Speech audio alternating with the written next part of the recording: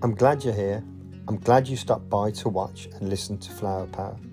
Remember that you are important and know that you are loved. This week's cartoon looks at how we suffer.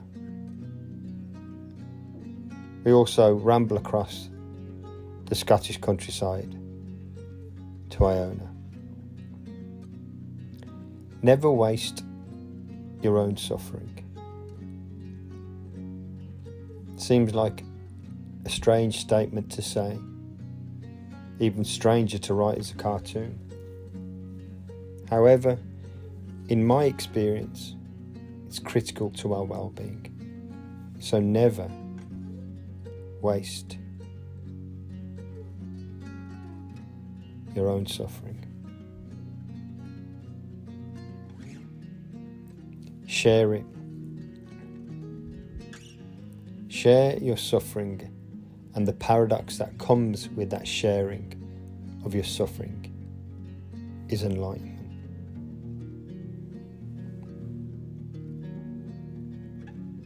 It doesn't matter where we are.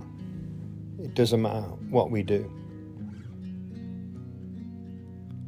We will, in our own minds and hearts and lives, know suffering at some point in our life. And as we journey on our way to Iona in Scotland, the tranquility is incredible. There's something about a ferry journey. For me, it's something about being enabled. A transportation from one medium to another, from the land to the sea to the land. It's almost transformative. And I love them. I love ferry journeys, no matter where I go in the world. I love them. They're exciting. As I said, they're transformative. And when you go to the mystical Scottish, beautiful highlands and lowlands, it just whispers and calls to you and shows you the mystical nature, its incredible history. And through the millennia of Scotland, it has been born of suffering and joy. And as we make our way, the cloud formation is quite incredible. You get a sense of the majesty and the divinity of nature. In every single pocket of that cloud that is broken open by the sun's rays, the miracle of life is happening. The flowers, the shrubs, the trees are turning to that nuclear engine that sits in our sky and radiates life-giving rays on the Isle of Iona as we journey to Iona. Living in our cities today, we seem to miss this quite outstanding natural beauty. For me, it becomes breathtaking. I have to stop. I have to watch and listen to the silence and admire that incredible beauty. I can carry my suffering with me.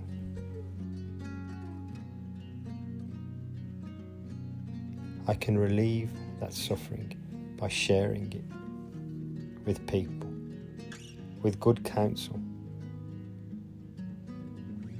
with a trust in a higher power, a divine being.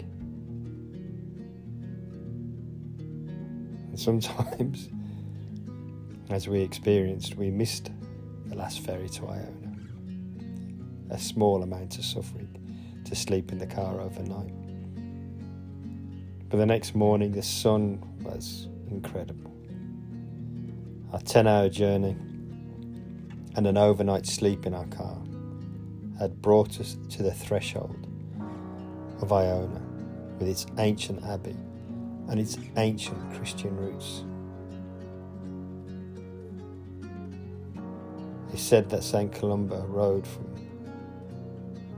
Derry to Iona, and it is the gateway of Christianity for Europe.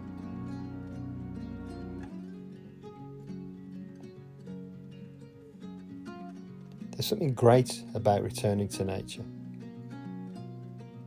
There's something wonderful. There's something very freeing. What do I really need? And what is the cause of my suffering? Is it wants and needs? Is it the lack of simplicity? Camping can bring you back to simplicity. And Iona's campsite is a really wonderful place. The Abbey of Iona again celebrates the mystery of suffering and enlightenment. The chapel that is next to it, again, this ancient history with stories and legends. I love walking these ancient pathways. I always find that somehow there has to be a residue of prayer, of pilgrimage, of understanding, and a desire to get to a greater knowledge of ourselves and the world around us. This very short journey we have called life,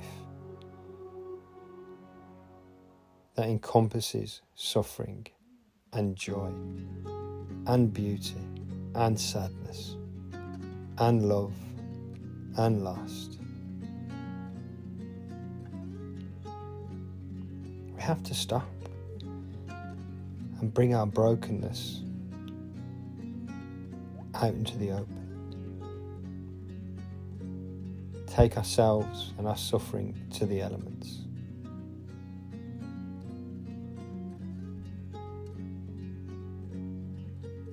There's something very baptismal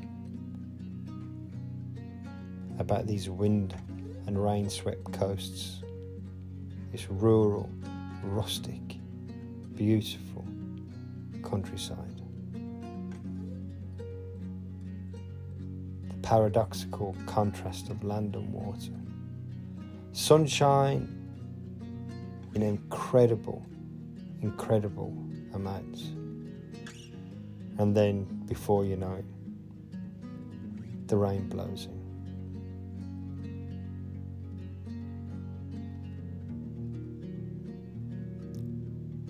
And it's very refreshing. As long as you have the right walking clothes, I have to say. I love this journey.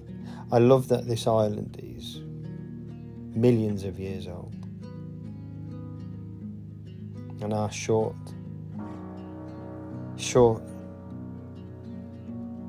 impact on the landscape. We have a history and a fragment of that time. I often wonder what makes these places like Iona, like the white sands the monks used to walk across. Why does it bring us back? Why do we revisit these places? What is there? Is it suffering that has transformed itself? And somewhere in a lost time and place, we recognize the redemption of that suffering.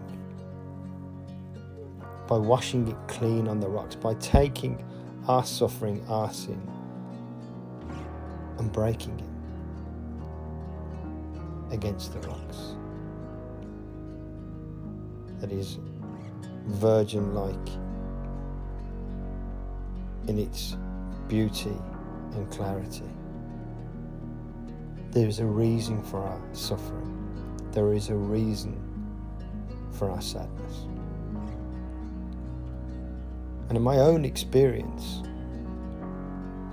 by taking my old ideas and smashing them metaphorically against the rocks, I look and see, what is my part in that suffering? Am I the manufacturer of that suffering? Are my expectations and disappointments directly proportional? And if I sit long enough with that suffering, that's revealed to me. What is my part in it? How many monks, how many pilgrims have walked along these white beaches on Iona, asking the same question: why do I suffer? And nature's response is the same again and again.